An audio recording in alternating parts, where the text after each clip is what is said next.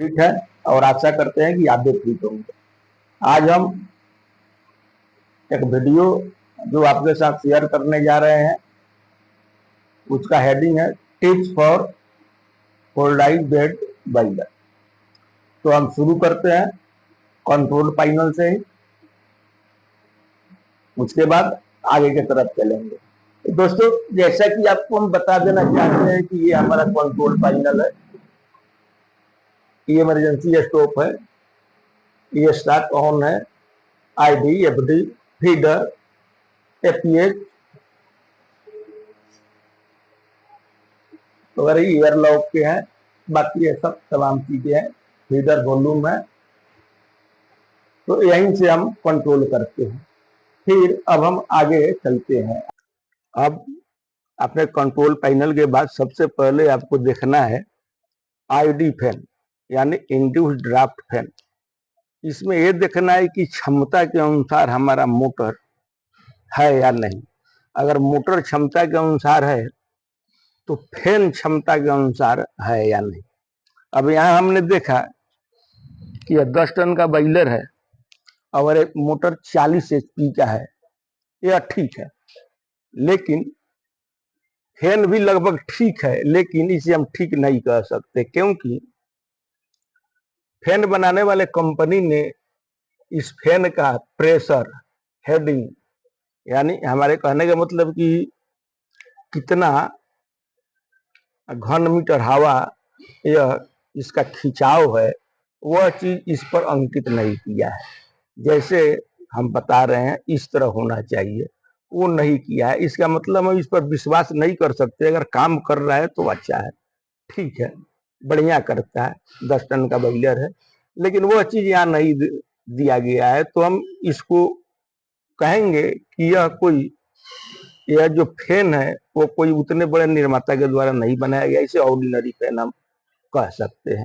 तो इस पर विशेष ध्यान देना है कि अगर 2 टन का बॉयलर है तो 7.5, उसी के हिसाब से 10 टन का है तो 40 का मोटर होना चाहिए।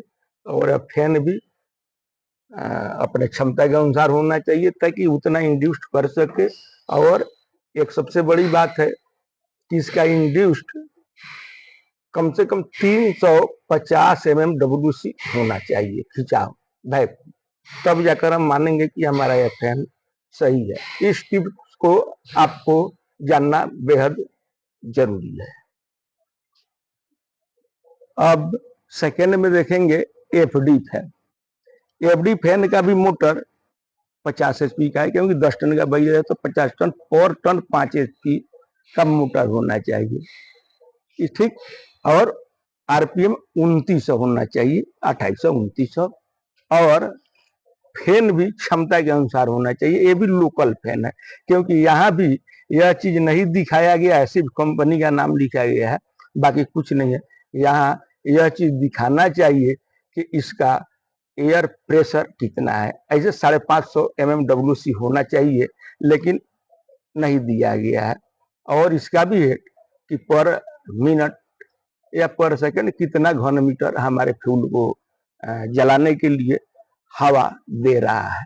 यह चीज इस पर लिखा नहीं गया है, तो हम इसको ऑर्डिनरी फैन कह सकते हैं। कोई बढ़िया ब्रांडेड कंपनी का या कोई अच्छे इंजीनियरों के द्वारा बनाया गया ग्रुपों का फैन इसे नहीं मान सकते। हाँ, क्षमता के अनुसार मोटर है, ठीक है। 10 एचपी के बॉयलर में 50 एचपी का एफडी फोन का मोटर होना चाहिए। उसी के अनुसार पंखा भी होना चाहिए, एम्पेलर, बॉडी का साइज, ताकि वो उतना घन मीटर हवा हमारे फर्नेस में धकेल सके। और प्रेशर 550 मिलीमीटर वाटर कॉलम दे सके। चलिए, यह फैन ठीक है, काम करता है, बढ़िया करता है। अब हम अगले टिप्स के बारे में देखेंगे। अब तीसरा टिप्स जो है वह यह है कि इसका बेड का एरिया 10 टन के बॉयलर में 50 स्क्वायर फीट एरिया होना चाहिए। यानी अगर हम 10x5, 10 फीट गुने 5 फीट बराबर 50 हो गया, इसके अनुसार 50 फीट एरिया होना चाहिए। यानी कि पर टन 5 स्क्वायर फीट का एरिया होना चाहिए दहन के लिए। तभी हम वो जो दहन का जो क्या कहते हैं फ्यूल का कंबस्शन ऑफ केमिस्ट्री, तो प्रक्रिया को हम पूरा कर सकेंगे। अगर कम है तो थोड़ा दिक्कत होगा, थोड़ा बहुत चल सकता है, लेकिन ऐसा है। हाँ, सबसे बड़ी बात यह है कि अब हमें देखना है बेड के एरिया के अनुसार कि हमें फीडर कौन सा इस्तेमाल करना है, किस तरह का फीडर इस्तेमाल करना है। फ्यूल फीडर की हम बात कर रहे हैं। अब मान लीजिए कि बैरर का क्षमता बड़ा है, 10 टन है, तो एरिया भी बड़ा है।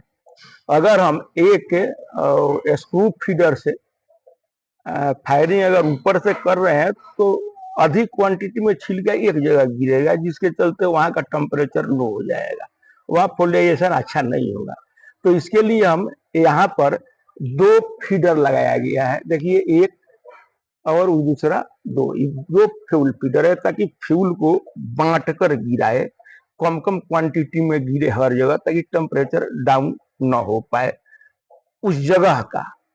अगर ऐसा जगह नहीं है तो आप अंडरबेड फायरिंग जो होता है, एयर इंजेक्टर के द्वारा फ्यूल को इंजेक्ट कर सकते हैं।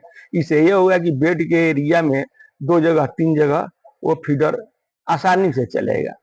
तो इससे बेड का टेम्परेचर हर जगह एक समान रहेगा, ताकि कंबस्शन में किसी भी तरह का दिक्कत नहीं होगा और पॉल्यूशन का भी संभावना न के बराबर रहेगा। एफिशिएंसी जो कहते हैं ईंधन का, वो भी अच्छा मिलेगा। तो ये टिप्स है। फीडर के बारे में ज्यादा ध्यान देना है। अगर मान के चलते हैं कि 4 टन का बैरर है तो एक फीडर, अगर 4 से आगे चल रहा है, 6 का है, तो 2 फीडर होना चाहिए। 8 टन का है 2 फीडर होना चाहिए। 5 का भी है तो कम से कम 2 होना चाहिए।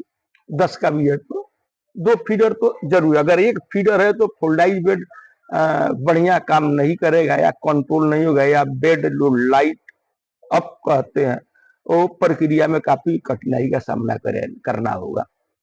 तो दोस्तों, ये सब है टिप्स है फोल्डाइज बेड बैरर के। फिर हम किसी अगले वीडियो में मिलेंगे, तब तक के लिए धन्यवाद।